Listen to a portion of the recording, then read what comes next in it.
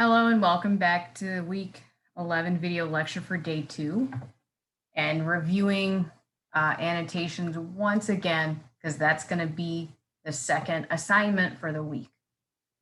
You click on understanding concepts and the first thing it talks about is something really familiar, MLA and APA formatting. Another lesson I am repeating because so many of you are still showing me that you know something about formatting. You're trying, but you're still mixing MLA and APA just because I gave you the choice to use either MLA or APA does not mean I want you to use both at the same time, ever.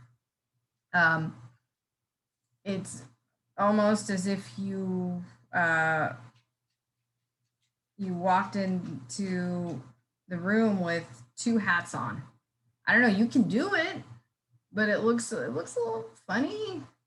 And in particular, if you're walking into an academic or professional space, you want to be taken seriously. So that is part of the importance of getting your citations right and why I'm stressing them, not because I'm a crazy lady or I'm in love with citations, but I want you to go into your other classes, further into this research university or wherever you're going to go, and get the respect that your research deserves. So an example sentence of a student that is still mixing up MLA and APA, maybe without realizing it, is this. This is a common one, this right here. They say something like, Smith thinks MLA is dumb. They give me the citation for MLA, which is simple. You don't need year.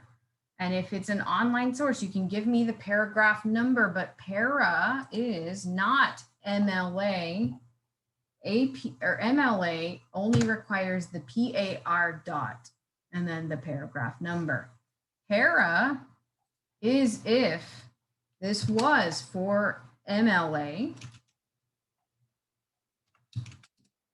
and the sentence would look like this, and it would be correct for APA. It would not be correct using para for MLA at all. So for MLA, it's pair. For APA, it's para. Another thing I see students doing throughout submissions is for APA, they keep plugging in the year at the end, and sometimes they use PG. So there's two things wrong with this sample sentence, and that is if you are using APA and you've integrated the source name into the sentence, which you know I love that, the year does not go here. It goes straight after your mention of that person, and it's a way to sort of cut up the citation, the parentheses into two, but you need to do it because as soon as you integrate a source name into the sentence, you're already citing. And because APA is very precise and they want the year, since you're already citing directly in the sentence, you need the parentheses with the year to partially complete the citation. And then if you were including a parenthesis or quotation, you are then required to say exactly where you got the source. And that would mean from a textbook, a page number, or from an online source, para. But we'll pretend this is a textbook and PG is incorrect. It's just P dot. If they were going to paraphrase this source, they wouldn't even need anything at the end. You can get away with just name and year integrated into the sentence. And if you put it in your own words, you're not copy and pasting from the source, planning on putting quotation marks around it. You don't need to tell me what paragraph or page number you got it out of. It helps if you do anyway. It adds to your credibility, and you should always be thinking about that, but it's not required. So some takeaways, some things to remember about MLA and APA, some things to consider when you're looking at your own submissions. If you're using MLA, are you doing this? Are you using para when you should only be using pair? If you are using APA citations, are you doing this? Are you putting the year and PG at the end? When really, if you're integrating source name, the year should directly follow, and decide if you're going to paraphrase or directly quote, and do you need PG or para at the end in that instance. If you're ever confused, it is definitely okay to reach out to me with an MLA or APA question. Giving me an example helps a lot, or a screenshot or something. There's also on here 2 quizzes that are optional, but I would love if you took these quizzes. And your screen is not going to lock up if you take them. I didn't create them, and sometimes I've noticed the questions can be outdated or kind of strange. But so if you take it, you can have, a formatting guide open next to it. That will just help you. But it's a way to shore up what you think you know about either formatting method to help you get more comfortable with, oh, that's the difference between both of them. Okay, and I know I'm using MLA and I really need to do that. I need to stick to that and stay away from the other thing. So annotations, again, because for this second assignment for day 2, you're annotating a second article from 10.2.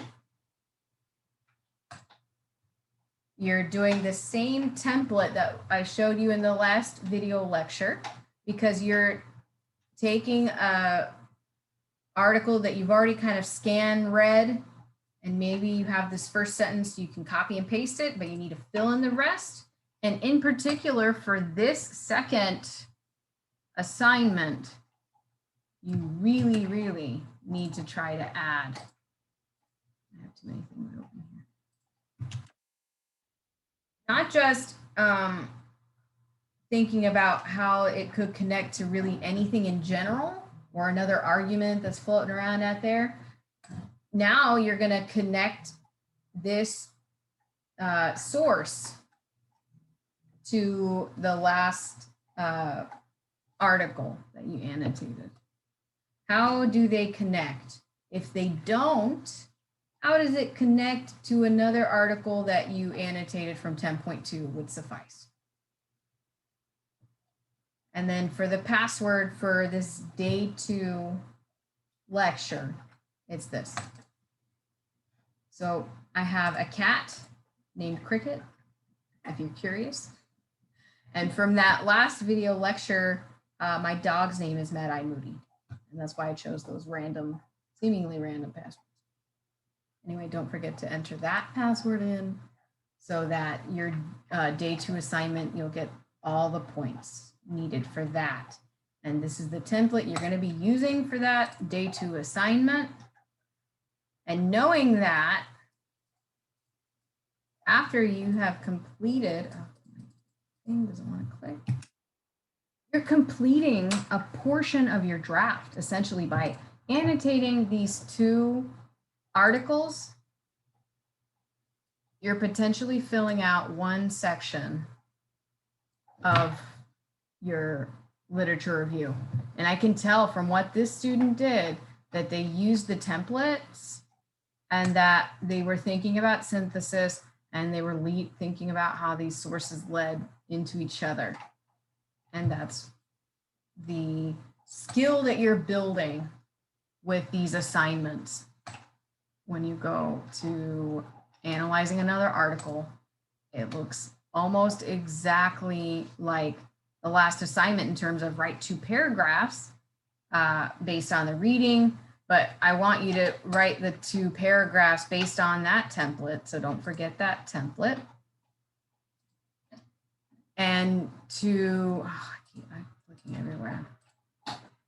Just so that you kind of are still reaching out to your peers in a way and not feeling so isolated with these assignments that you're just kind of dropping them into nowhere, or it feels like that.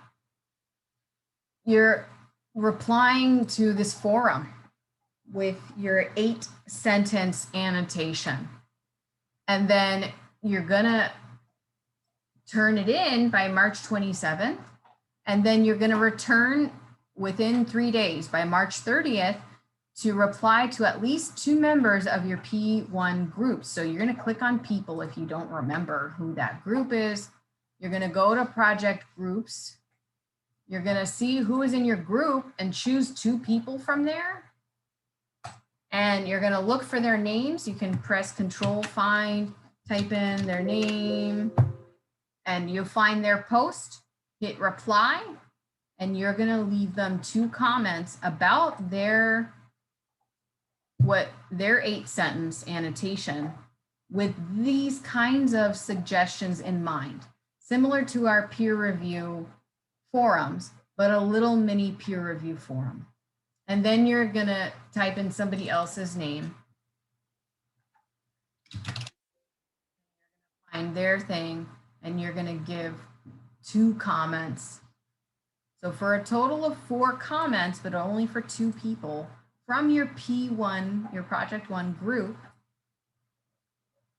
And then at the bottom of your initial submission with your 8 sentences, I'd like to see your password there. So if you have any questions, please reach out well before the due dates for any Module 11 assignment, and you have a good week.